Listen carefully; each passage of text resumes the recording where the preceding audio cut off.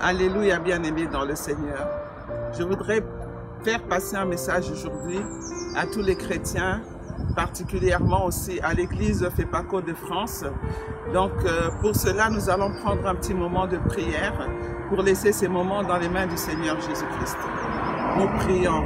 Éternel Dieu Tout-Puissant, Dieu de bonté, Dieu de gloire, Dieu de miséricorde. Nous t'élevons, nous te bénissons, nous te rendons grâce, Seigneur Jésus-Christ. Nous venons devant de toi, Éternel, encore en ces moments difficiles, ô Dieu. Nous venons, Seigneur Jésus-Christ, remettre, Seigneur Jésus-Christ, ces moments dans tes mains éternelles. Laisse que tout, Seigneur Jésus-Christ, que nous allons faire, que nous allons dire en ce moment éternel, ne soit que pour ta gloire, Seigneur Jésus-Christ. Merci encore parce que tu es bon, parce que tu es Seigneur, parce que tu ne changes pas. Puisse le Saint-Esprit de Dieu me donner encore la force. Puisse le Saint-Esprit m'aider encore à parler aux enfants de Dieu ce matin. Parce que sans lui, nous ne pouvons rien faire. Laisse que tout soit pour toi, à toi la gloire, à toi la magnificence. Merci encore par ton Seigneur, nous avons ainsi prié. Amen. Alors aujourd'hui, j'aimerais dire ceci aux enfants de FEPACO.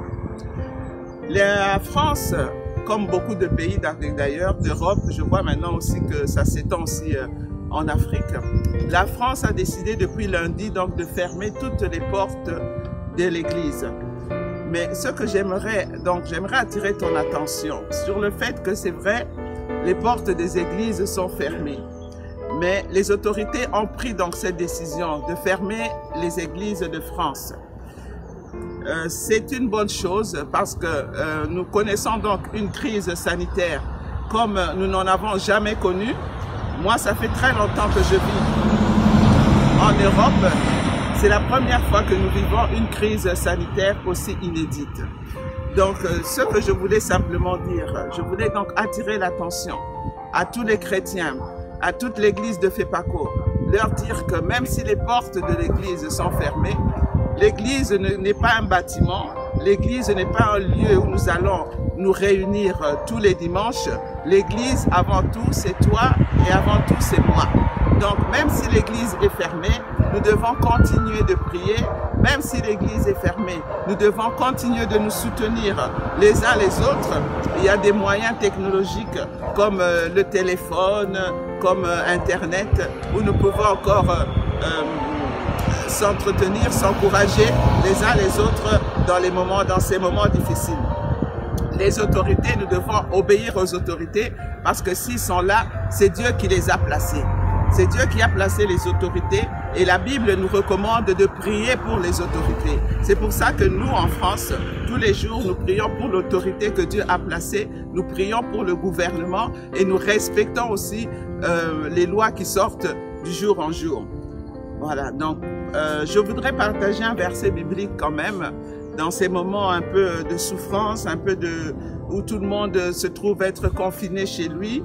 Ce n'est pas facile parce que ça, même si c'est pour notre bien, même si c'est pour notre santé, être confiné, mais bien aimé dans sa maison, c'est un peu une sorte de prison. Amen.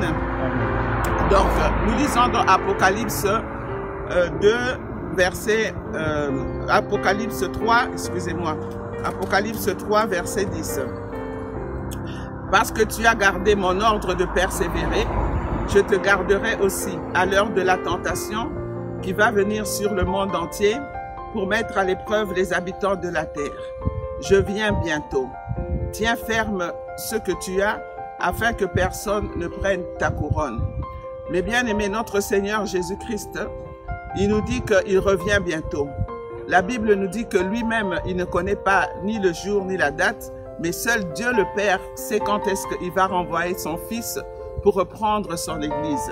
Ce que j'aimerais te dire aujourd'hui, toi qui es confiné chez toi à la maison, c'est que profite de cette occasion pour chaque fois t'agenouiller, pour chaque fois pleurer au Seigneur, afin que cette maladie, afin qu'il puisse éradiquer cette maladie, qu'elle puisse se terminer, parce que nous avons la foi que chaque fois que nous demandons au Seigneur Jésus-Christ quelque chose, il est là pour nous entendre et pour nous exaucer.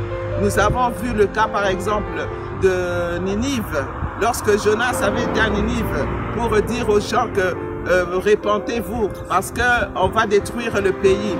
Nous avions vu effectivement que Dieu avait pris la décision de détruire Ninive. Mais lorsque les gens s'étaient repentis, lorsque les gens avaient pleuré à Dieu, nous avons vu que Dieu était revenu sur sa décision. Comme c'est un Dieu d'amour, comme c'est un Dieu, la Bible nous dit qu'il est lent à la colère, riche en bonté, plein de miséricorde et de compassion. Moi, je pense sincèrement que si nous pleurons à Dieu, il est capable d'enlever cette maladie. C'est pour ça que je vous dis, mes bien-aimés, ne soyez pas découragés. Comme la Bible nous dit qu'à l'heure de la tentation, Dieu, il nous gardera. La tentation, mes bien-aimés, ça peut être les souffrances que nous voyons en ce moment. Allez un peu dans les hôpitaux parce que je pense que nous ne voyons qu'une partie de la réalité. Allez dans les hôpitaux. Là, ce matin, on vient encore de me dire qu'il y a le mari d'une collègue qui est entré à l'hôpital parce qu'on l'a trouvé positif à cette maladie.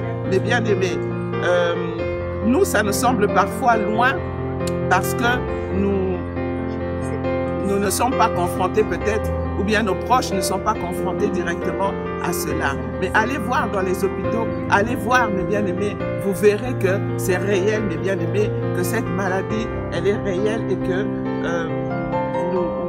nous devons nous lever vraiment dans la prière parce que moi j'ai la foi que notre Seigneur Jésus peut éradiquer cette maladie, il peut l'enlever, qu'il dise juste un seul mot.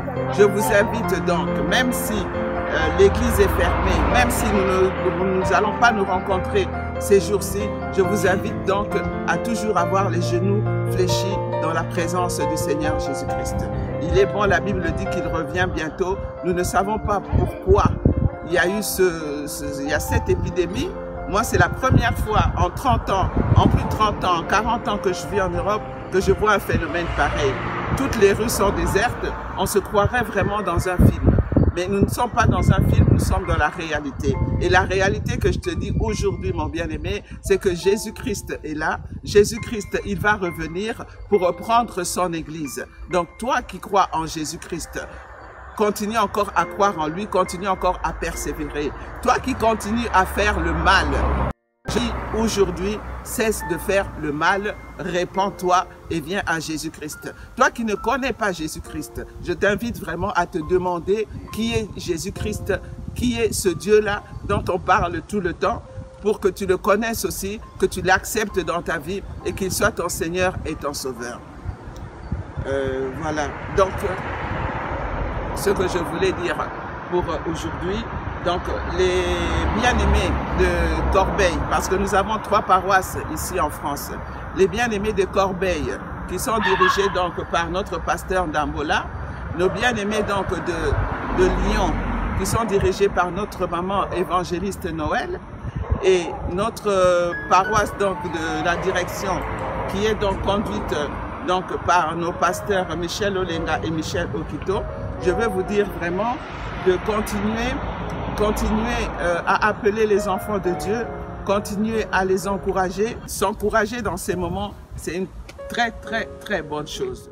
Je déclare qu'aucun, Seigneur Jésus-Christ, aucune maladie, aucune mort ne touchera, Père, aucun des enfants, Seigneur Jésus-Christ, que tu m'as donné ici en France éternelle. Parce que ton sang, Seigneur Jésus-Christ, je l'ai déjà aspergé, Seigneur, dans la maison de tout un chacun. Merci.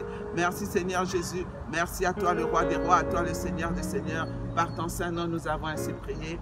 Amen.